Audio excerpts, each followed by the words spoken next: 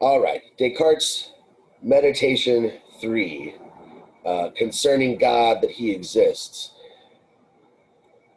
Some of you might have been at the last lecture that we recorded. Some of you just were able to watch it, but it feels like it doesn't even feel like it. It's just a statement of fact. We never really got to the main event. We never got to Descartes' proof for God's existence. So that's really, I guess, the thing we need to start with today. Everything was leading up to that. I'm going to review some of this stuff, but then we're kind of basically going to start the class with Descartes' proof, and that'll lead us into meditation 4. Let's remind ourselves, why does Descartes need a proof for God to begin with? Remember, he's wiped his beliefs completely clean. He wants to start over, and he wants to build a system of knowledge that is reliable, certain, unquestionably, necessarily certain. He's got a pretty high standard for knowledge. First meditation, he wipes the slate clean with this evil genius hypothesis. Maybe I'm being deceived about all the things I believe by some evil genius. This is what necessitates the proof for God's existence. We don't get it till this third meditation. Remember, the second meditation, he's kind of mired down in contemplating his self, because he realizes that that's the one thing he could never doubt. Even if he could never defeat the evil genius hypothesis, even if he can't somehow disprove that, he can at least know that he exists. He's got this cogito, the thinking thing, the I think is always there. That could never be denied. But he wants to, I guess, expand his knowledge beyond that very solipsistic pinpoint of the self. And he can't do it until he proves that, one, God exists, and two, that he could not be a deceiver, that God could not be a deceiver. So we don't get that second part until the very beginning of Meditation 4. We'll get to that later today. Probably about halfway through the class, we'll finally be in a position to talk about that.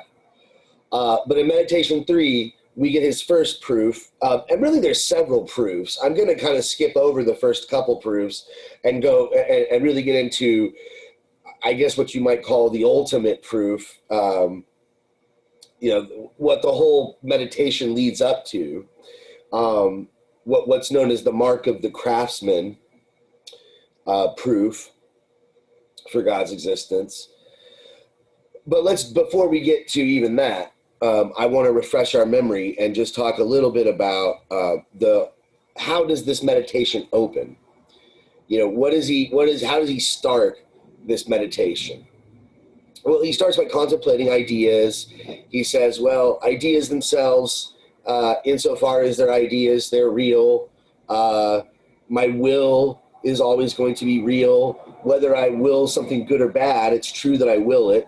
My judgments are where errors are mistaken. Sometimes I judge that the idea I have of something is in conformity with something outside of me, and it really isn't. And he gives the example of the sun. I have this idea of the sun where the sun actually seems like it's much closer than it really is, or much smaller than it really is. That's one idea that I have of the sun. And then there's this other idea that of the sun that is based on astronomical reasoning. And this seems kind of sidetracking, because he's really, in a way, almost just establishing more arguments for his rationalist position, which we'll talk more about when we get to Meditation 6. We've already talked about it a bit, right? The idea that knowledge is based on reason, not on the senses, not on experience, but on our understanding of concepts and our ability to apply those concepts and draw conclusions from basic principles and basic inherent truths.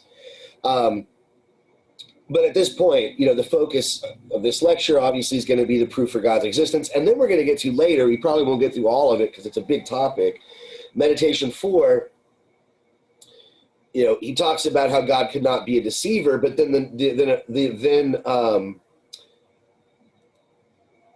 immediately the question is raised, if God could not be a deceiver, then why am I being deceived?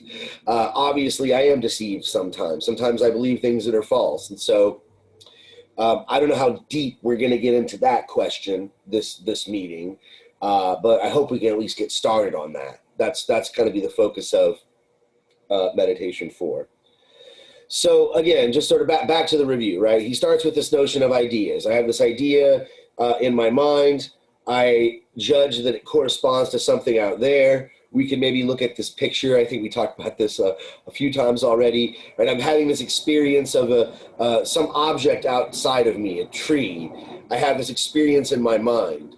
Descartes asks, how do I know that this experience of the tree is actually caused by something outside of myself? Well, it seems like that. I have this sort of innate instinct to believe that external things exist. He says, yeah, but when I'm dreaming, I believe that I'm not causing the dream. I'm in it. It's not until I wake up that I realize it was all in my mind. So maybe I think that external things exist, but really it's analogous to when I'm dreaming, and they don't really exist. There's some part of me that I'm unfamiliar with, what you might today call your subconscious or something, that is creating the experience of external objects existing. So this is a deep question, and this is another one he's going to leave for a later meditation, so we won't dwell on it today. But this somehow gets him to his proof for God's existence, because he talks about how, well, whether or not there is actually a tree out there, I'm having an experience of the tree.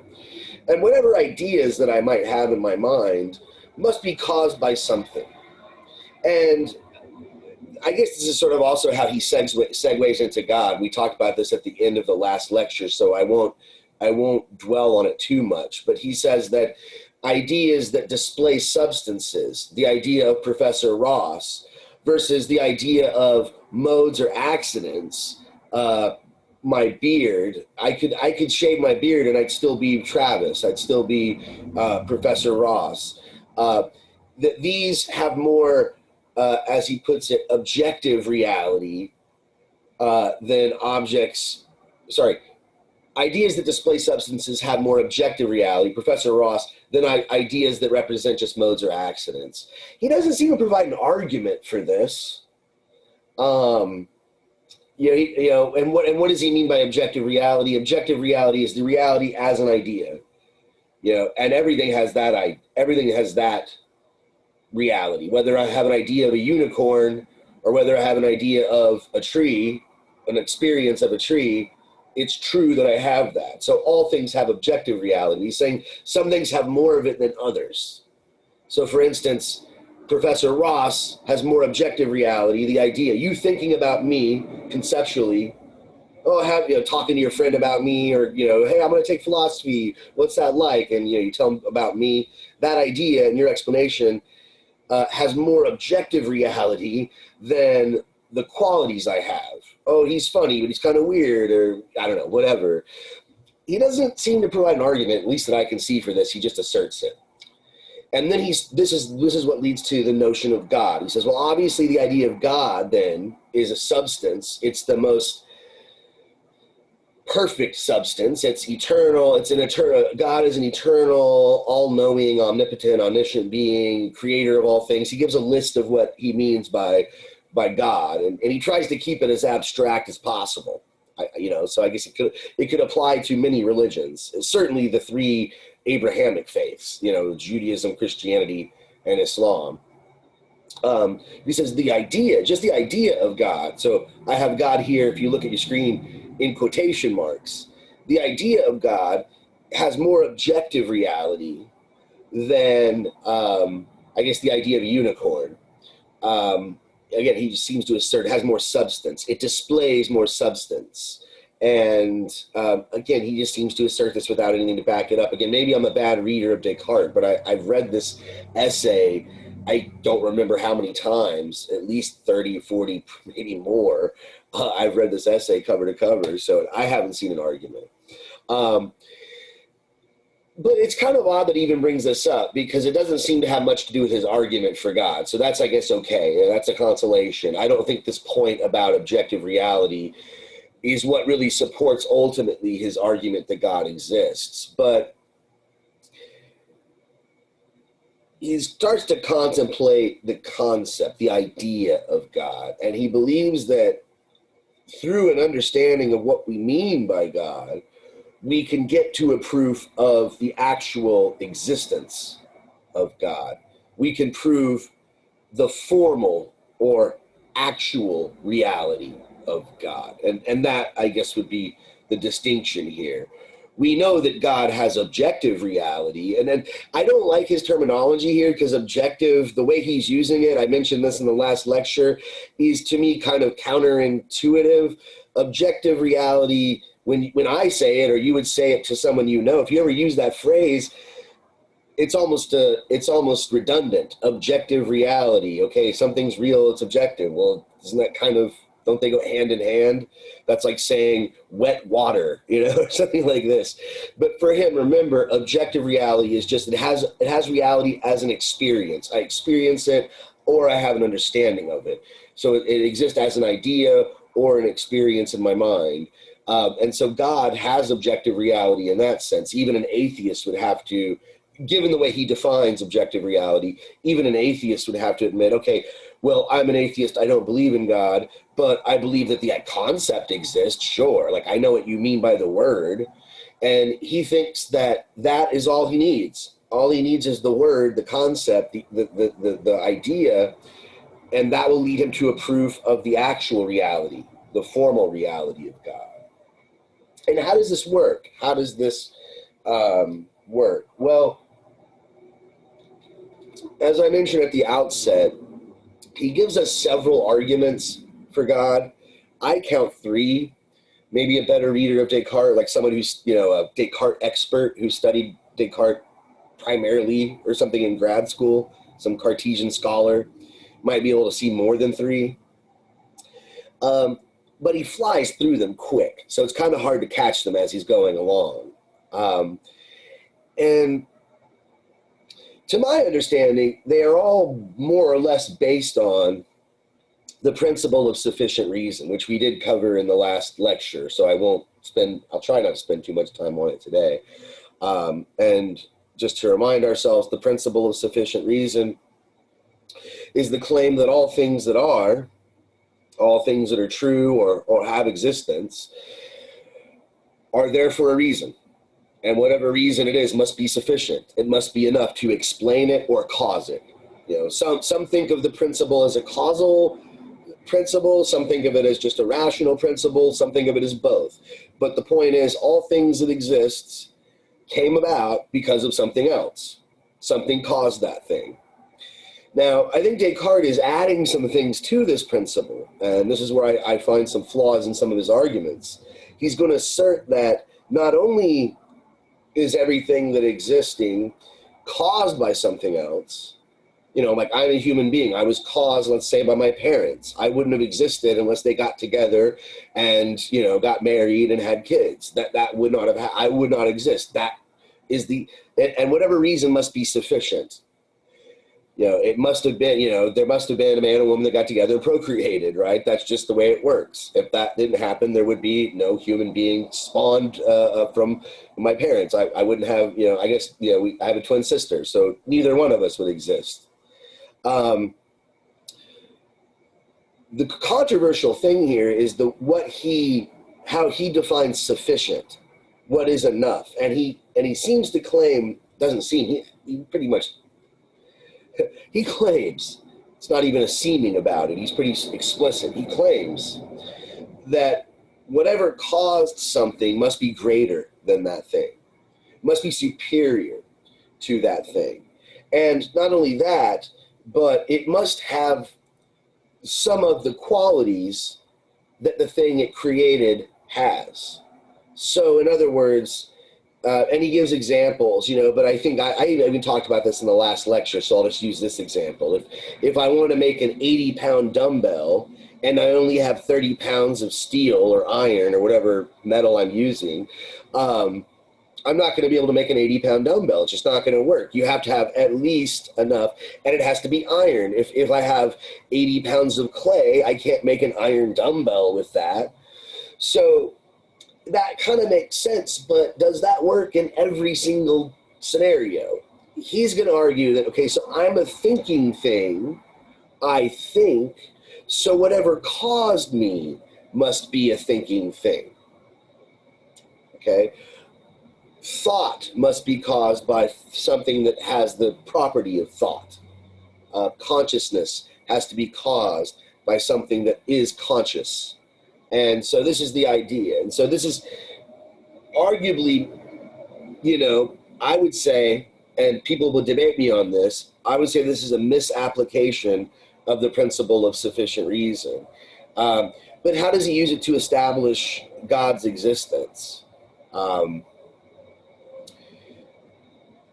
Well, one way is that, whatever idea came in me had to come from something, right? And the idea exists. We know the idea exists. So whatever caused it must exist.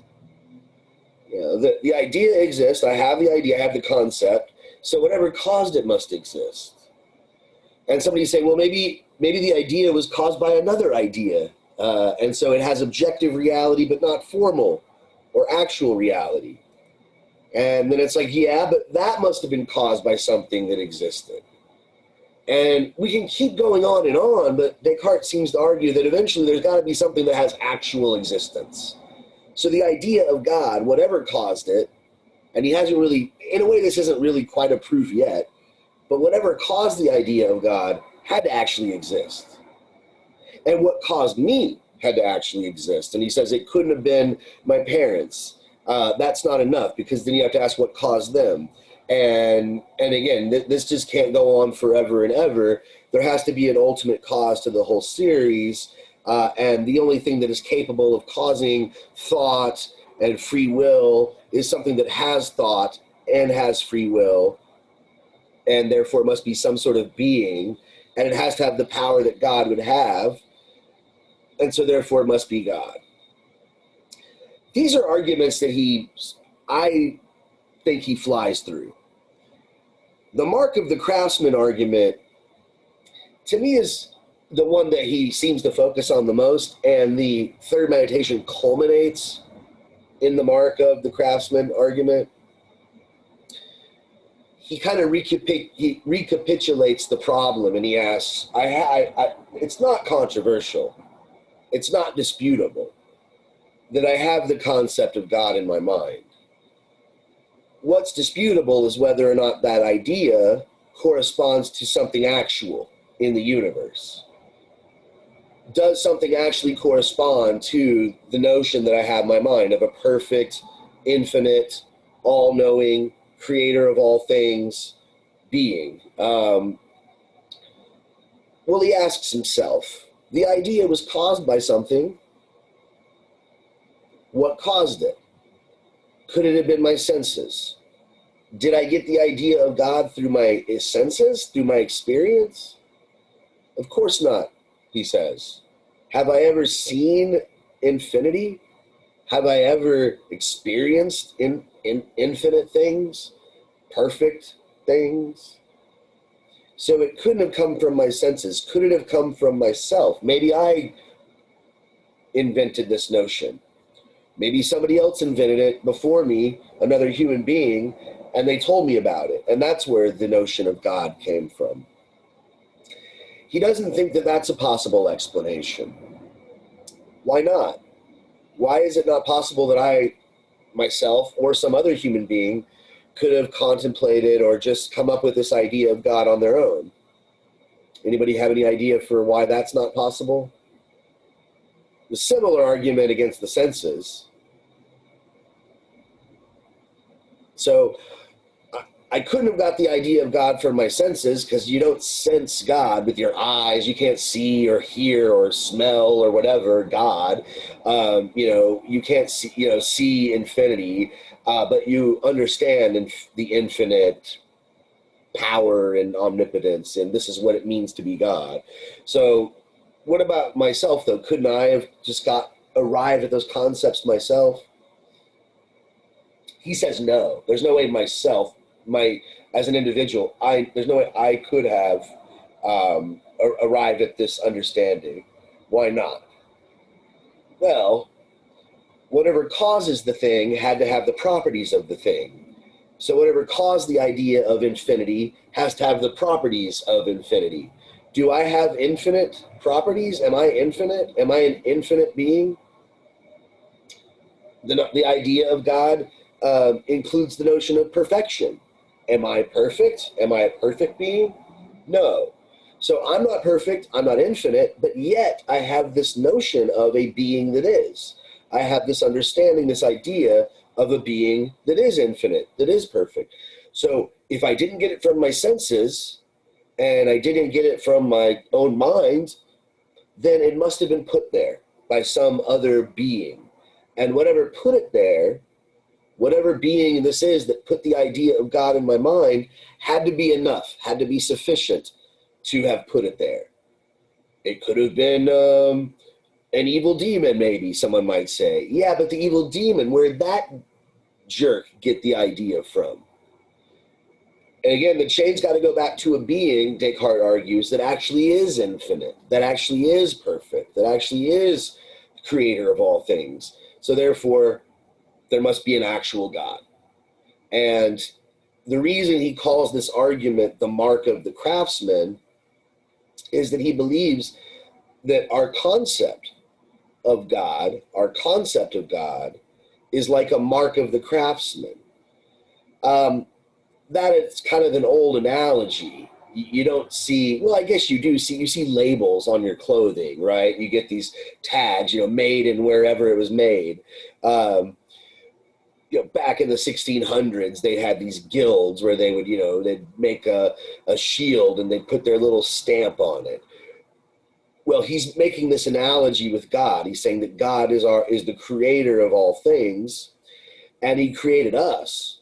And when he created us, he stamped us with the mark of the craftsman, which is the concept of God. In a very unclear sense, Descartes tells us that the idea of God is intrinsic, that it's in us. What he means by that, as far as I know, he's not super clear. At least he isn't in this essay. And a lot of the empiricists give him grief for this. What do you mean it's intrinsic? We're born with the idea of God. Babies don't have an idea of God. To be charitable, I think what he means is that it's not that babies know the notion of God. He thinks that we have a mind or a form of consciousness that, if it is used properly, whatever that means, it will initially arrive at.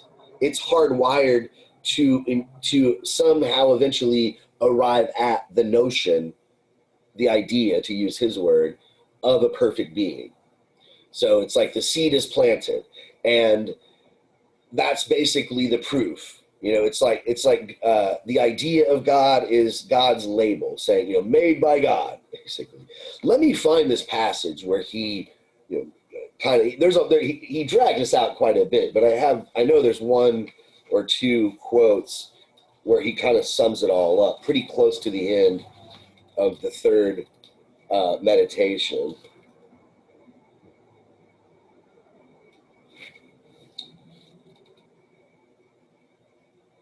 This is at the bottom of page 34. I'm actually going to back up a bit and read a bit longer than I planned. But this is the second to last paragraph on page 34. It's right below the 51. If you're looking in the margins, you'll see the number 51. It's right below that. He says, all that remains for me is to ask how I received this idea of God. For as I did not draw it from the senses, it never came upon me unexpectedly, as is usually the case with the idea of sensible things, right? Like, I look over here, I see the guitar. I didn't decide, I'm gonna look over there and see guitar. No, it's just there, okay? It never came upon me unexpectedly, as is usually the case with the idea of sensible things, when these things present themselves, like the guitar, or seem to present themselves. He still hasn't proven yet that they exist. He'll get to that in a later meditation. Nor was the idea made by me, for I plainly can neither subtract anything from it nor add anything to it. So if you take anything away from that list, perfect, omniscient, creator, it's not God. You take anything away from it, it's not God. If you add anything to it, well, you can't add anything to it. There's nothing to add. That's the definition of perfect. It's perfect. Why change it? The only option remaining is that this idea is innate in me. I was saying intrinsic, but innate is the word is being used here. The idea is innate in me. Just as the idea of myself, the cogito, the thinking thing, is innate in me. And this is the passage I was referring to, where he brings up the mark of the craftsman. He says, "To be sure, it is not astonishing that in creating me, God should have endowed me with this idea, so that it would be like the mark of the craftsman, impressed upon his work. Although this mark not need be something distinct from the work itself." So just the fact that I am a conscious being, that I am and he's going to assert I have free will as well, that I have this absolute freedom, but this is a stamp. This is almost like a message from God, made by God, made in the God SA, or whatever the hell, the United God States of America, or whatever. The mere fact that God created me makes it highly plausible that I have somehow been made in his image and likeness. And he's going to get to this, he'll expand on this a little bit later when we get to the fifth and the sixth meditations. That how is it that I'm made in God's image? It's my freedom, he thinks, my free will, my ability to assert or deny what I choose to based on my understanding. He thinks that is the one thing that we share with the divine being. Our free will is less capable of doing things. We don't have the power of God, but it is what we share. It's the quality that we share with God. Descartes is going to tell us later on in the essay. So when I perceive this likeness in which the idea of God is contained, I do this by means of the very same faculty by which I perceive myself. Right? It's through reason and understanding that I come to the acknowledgement that I must always exist, even if I'm deceived about everything else. My existence is unassailable. This too is what brings me to this certitude, this certainty about God's existence. So before we move on to meditation 4, what are some problems with this argument, with the mark of the craftsman? I mentioned earlier that I don't think personally he's being fair, or he's misusing, at least he's mishandling his use of the principle of sufficient reason. The idea that whatever is created by something else must be lesser than that thing that created it. This seems to make sense, if you just sort of initially think about it. It's like, well, if something created the something else, it must be superior to that thing. It made the thing, okay? But you're talking in a very general sense when you say things like that. Can't a human being create a machine that's stronger than a human? Yeah, we do it all the time. We got bulldozers that a human being could not beat up a bulldozer, okay? Go against a bulldozer. Maybe if you're like a superhero, Incredible Hulk or something, right? But that's not a regular human. Regular humans, we can't fight bulldozers. We can make them. So this idea that whatever made the thing has to be as strong as the thing or better than the thing. We can make computers that do math faster than we do. I suppose you could argue that maybe the computer's not a good example. Like, does the computer really do math? I mean, it doesn't do math. It just follows a programmed algorithm. But a computer is more accurate than a human, and the human made it. So there's a quality of accuracy, or at least, accuracy when it comes to crunching numbers in a computer. There's that quality of accuracy that is not in a human's capacity for crunching numbers, but yet the human created the computer. So the idea that there has to be some superiority of the producer over the thing produced is only thinking of it in one aspect. There's a superiority in the sense that the producer's better at making things. A computer can't really make things unless it's one of those, I don't know, maybe in the future they'll have computers that are like, I guess you could argue a 3D printer together with a computer can make things, but then that goes back to the other argument. Well, a human being had to program that ultimately. But we're only thinking of superiority in one context, superiority of this or that. It's certainly possible that something, and I guess you could, if you're a scientifically minded person, you could probably even give a better account of how single cell organisms can evolve into much more complex organisms. That might be an example of something simple through time developing into something much more brilliant and much more complex and much more complicated. So that's one issue, I think.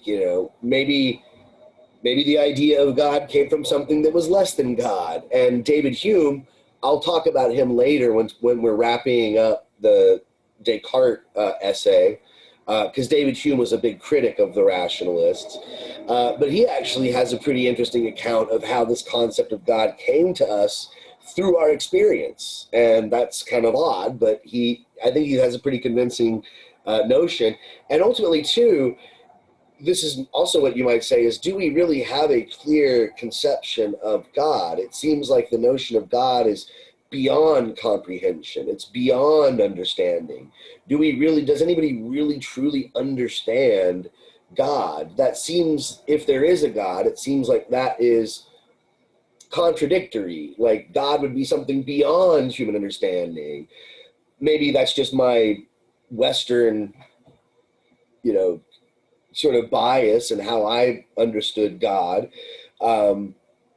But it's sort of like, it reminds me of, I think I had a math professor, maybe a physics professor tell me one time that if you understand infinity, you don't understand it. Sort of like this paradox, that infinity is this notion of unboundedness, unlimitedness. And as soon as you try to conceptualize it and think of it in a simple way, it's no longer essentially what it is. And I almost feel like the same thing applies to the concept of God. If it were true that we did have a clear understanding of God, if human beings, being the imperfect, frail creatures that we are, sure, we do some really great things, but we do some really awful things too. We certainly aren't perfect. If we actually did have a clear understanding of God, and there weren't all these theological debates between religions and even within the same religions, that would be kind of miraculous. That would be kind of like, whoa, we are imperfect and yet we fully understand all the ways of the divine without any question, and there's no question about it. That would be like, okay, God must have put that there. God must have put that there because I didn't come up with it. But do we really? We don't really have this understanding that, that would, I think, be necessary to really make this argument work the way that he thinks it works. Another argument you might make against him here is that not everyone has an innate conception of God. To be fair to Descartes, Europeans at this time, he's writing in the 1600s, they hadn't done a lot of anthropology. The study of other human beings had not even been invented yet, really. Not the way that we study human cultures today through anthropological research. So he wasn't aware that there are cultures out there that do not have a concept in their culture of this type of a God.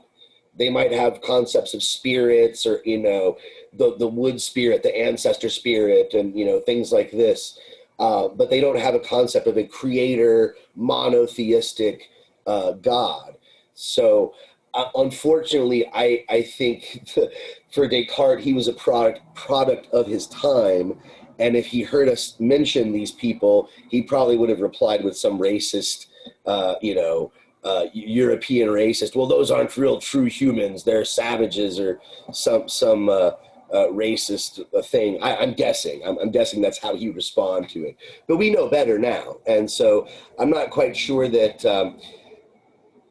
the notion of God is innate in the way that he says it is, that he claims it is. But don't fret, he's got more proofs coming up. You're going to see when we get to the fifth meditation, probably early next week, a week from today, next Tuesday lecture, we'll look at meditation 5, and he actually provides some more proof, or one more proof for God's existence. I still think it has its own problems, but I mentioned this before, really. In my opinion, and actually most philosophers, I'd say this is kind of non-controversial, all the proofs for God and all the proofs against God, most of them are pretty inconclusive. They're none of them are knock dead uncontroversial. All of them have their weaknesses.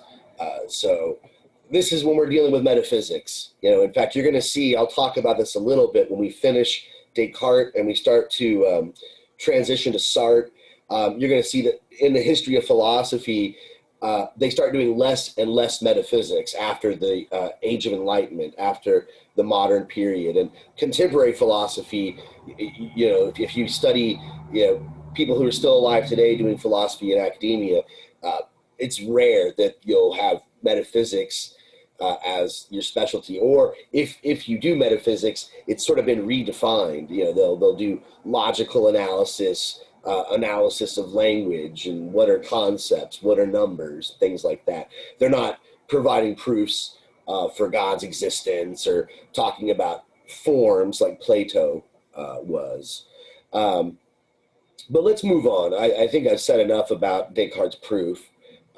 And we're already over halfway through class, so we've only got about 20 minutes left. And I was hoping to get through most of Meditation 4. It looks like we're probably just going to get started on it.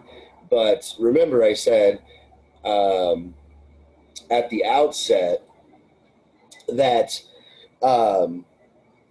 he has to prove God exists so he can get rid of the evil genius hypothesis. But that's not enough. He also has to show that God himself could not be a deceiver, because what if God is doing the deceiving? And he hasn't told us why yet. It's not till we get to Meditation 4, and he does this pretty quick. He doesn't waste much time. This is at the top of page 36. And what does he say? Why is it that... how does he argue that God could not be a deceiver?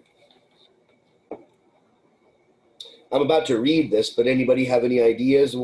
What's his argument? What basically is the argument? How is it that God could not be a deceiver? He's proven that God exists, perfect, infinite, creator of all things. He's satisfied with his proof. Maybe I'm not, maybe a lot of others aren't, but he's satisfied with his proof. So he knows God exists, and he has all these qualities. How does he know he's not a deceiver? How does he know that he's not a deceiver just like the evil genius was? No one has any ideas of where Descartes is going to go with this, defend himself?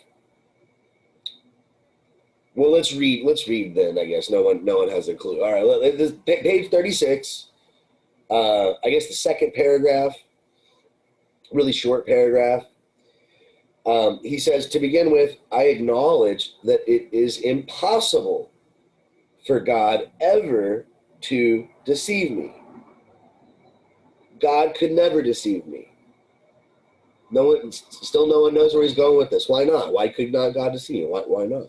Why is it impossible? Seems like he's so powerful. Can't God do anything he wants? He could deceive me if he wanted to, but he wouldn't want to. Why wouldn't he want to? Well, he says trickery and deception is always indicative of some imperfection. So, in order to, why is that? So, if you're deceiving somebody, that proves that you're not perfect. If you were a perfect being, you wouldn't need to deceive anybody. Make sense? I want to give him this. I kind of think it does make sense. I think it's totally logical. Yeah, I mean, if you're perfect, it seems like deception is something that you do. You lie to, well, maybe you just like to lie. You get a kick out of it.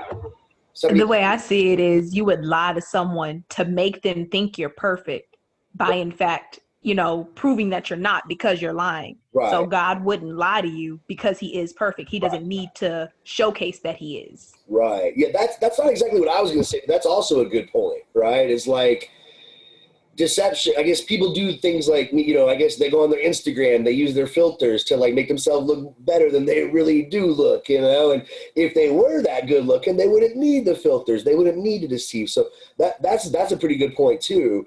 But I was thinking like more along the lines of getting something out of somebody, right? Like you might deceive somebody. I don't know, that might be kind of similar, but it's maybe a little bit different. But same thing would apply. It seems like if God were perfect, what would he need? He wouldn't need to lie to you to get something out of you. God would be already perfect. Again, I want to give him this, but on the other hand, he's being a real, he claims he's going to be this super skeptic, and he's going to like, if it's possible that he's wrong about something, remember he said that at the beginning, if it's possible to doubt something, I'm going to doubt it. And I'm thinking, maybe it's possible, and I'm being kind of a jerk. I'm admitting I'm being a little bit of a just doubting for the sake of doubting, but that's what he's doing, kind of. But could it be possible that maybe deception is actually a good thing, but we're just too stupid to know? Like God has reasons for deceiving us, and like they're good reasons, and it's actually makes him better to be a deceiver. But like from our standpoint, when humans deceive, like it's really bad. And so the only examples we know are from our own lives. So we assume deception is bad, but really like God has this sort of like mysterious God reason that only God understands. So I don't know, but I'm kind of being hard on him. I kind of think, yeah, it is intuitive. Like I think because of what you said, I think it was Kaya who said it, and kind of what I said. It seems like deception implies that you're trying to fake perfection, as you were saying, or as I was saying, deception implies you're trying to get something out of somebody. And if you were perfect and all powerful, why would you need to deceive them? You'd already have all you need. But that's sort of the idea, right? That deception, trickery is incompatible with perfection, and therefore it's incompatible with even the concept of God. So, and he says, the ability to deceive seems to be an indication of cleverness and power, but the will to deceive, right? Like God could deceive us, but he wouldn't because he doesn't want to. He has a good will. God is good, not just perfect, but I guess good and perfect are, those are included. Those are mutually inclusive. So deception is incompatible with God. The ability to deceive is an indication of power, but the will is, it attests to maliciousness or weakness.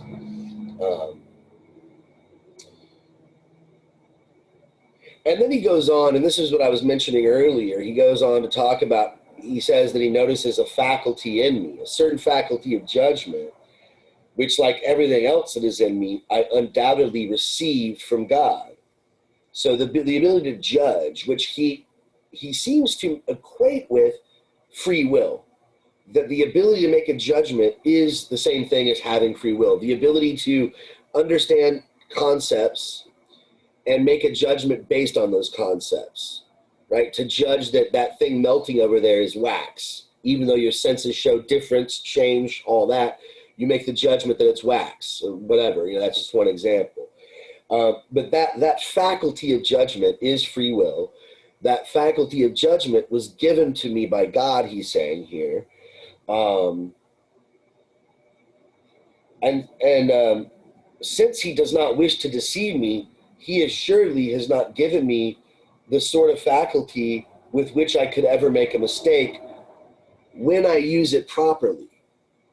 When I use it properly. I have to use my judgment properly, or else I make a mistake. How do I use it properly? I become a rationalist like Descartes. Remember, I don't rely on my senses. I rely on my reasoning, my understanding, and all this. And he'll get to that more later when we get to the end of the essay, Meditation 6. But this brings up an issue. If God made me, and God gave me this ability to make judgments, why does he allow me to make bad judgments? Why does he allow me to make an error? Right? The title of this meditation, meditation 4, is Concerning the True and the False. And I gotta say, as far as I know, I mean, I haven't read every single piece of writing in the history of Western philosophy, but as far as I can tell, this is the most non-controversial, the most innocent presentation of the problem of evil in the history of philosophy. What is the problem of evil? This goes back at least to the Greeks, but I think it's much more important for the Christians and post-Christian philosophers, right? When we get to medieval philosophy, when we get to the rise of monotheistic traditions like Christianity and Islam, and that sort of way of thinking spreads throughout most culture. You know, most people today, Western or Eastern, are believe in some form of a god. It seems like, at least last I checked. They've done surveys on this. Okay, but since that period, the problem of evil, I think, has taken on I don't know, you might say a bit more of an intense tone, because the Greeks could always talk about evil as well. The gods aren't perfect, right? The gods, look at Zeus, the guy's cheating on his wife. He's not perfect. But the idea is here, like Descartes saying, well, if God is perfect and all powerful, and God created everything, then why isn't everything perfect, right? Why am I not perfect? Why do I make mistakes? Why do bad things happen? And this is why I'm saying he's presenting this problem very innocently, because he's talking about making errors in judgment. You know, he's thinking about, why did I make a wrong calculation in that during my math homework? You know, why did I forget to carry the one? Why did I judge that the sun was that far away when it's actually this far away? The problem of evil is usually presented, and that's why it's called the problem of evil, not the problem of mistakes, the problem of errors, the problem of imperfections. Maybe it's not quite well named in philosophy, but the idea is, if God's perfect, why is the universe imperfect? Why are there things in the universe that don't seem to be good, that are unjust, actually? Things that are what we might call evil. People that are really good seem to suffer unnecessarily. And sometimes people that are really bad are rewarded for their evil and rewarded. How do we square this with a good God that could come in and stop it? Why does God not stop it? And Descartes has already established, and he's avoiding some of these examples. He's just talking about, why do I sometimes make mistakes in my thoughts? He's not talking about all these, I think, even more serious problems in the world. But he's like, well, how is this possible? Why does God allow these things to happen?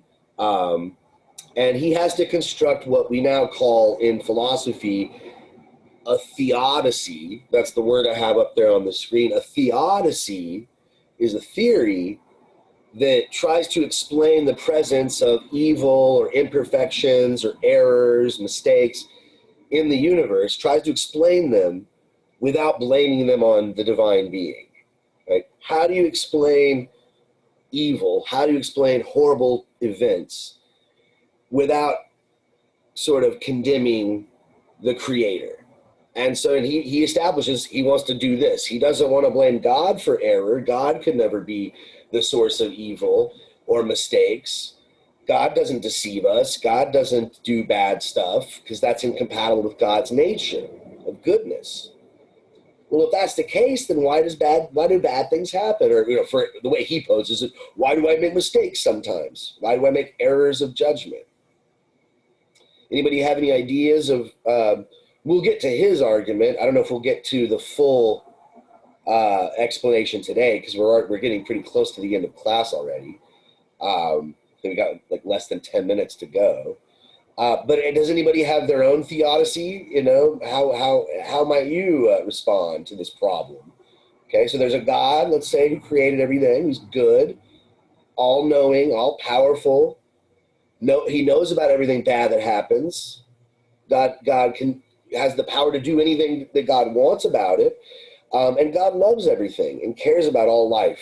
How do you explain, if those are all true, how come there's child abuse? Why are, or even without child abuse, why are children born with cancer? You know, it's rare, but it happens.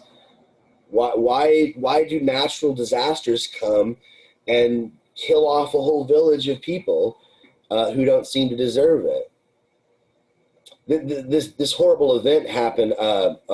Voltaire, the French humorist and sort of political satirist, Voltaire wrote about the Lisbon earthquake, this horrible earthquake that happened in Portugal, and it wiped out all the churches and like the holy parts of it was one of the worst disasters that the Europeans had ever known in their history. I forgot how many thousands of people had died, and all the kind of sinful part, the quote unquote sinful parts of the city, like the brothels and all where the prostitutes lived and all that, was untouched. Like nothing got harmed, but all the churches and that all got destroyed. And so people were asking why, what the heck, how do you explain this?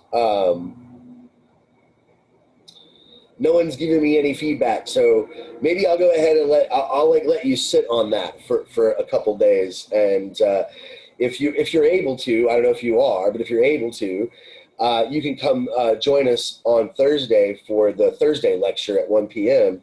And we'll start the Thursday lecture with the problem of evil. We'll see how Descartes responds to it, and then probably halfway through the class, we'll get to meditation 5. And a week from today, we'll be kind of in the weeds in meditation 5 and be pretty close to wrapping up Descartes, I think. Again, Descartes got his own response to this problem. Why am I capable of error? Why do I make mistakes? Why do mistakes occur at all in a universe if it's created by a perfect being? We'll pick up on that, I guess, next time. But let me go ahead and stop sharing my screen. And I'm going to stop recording.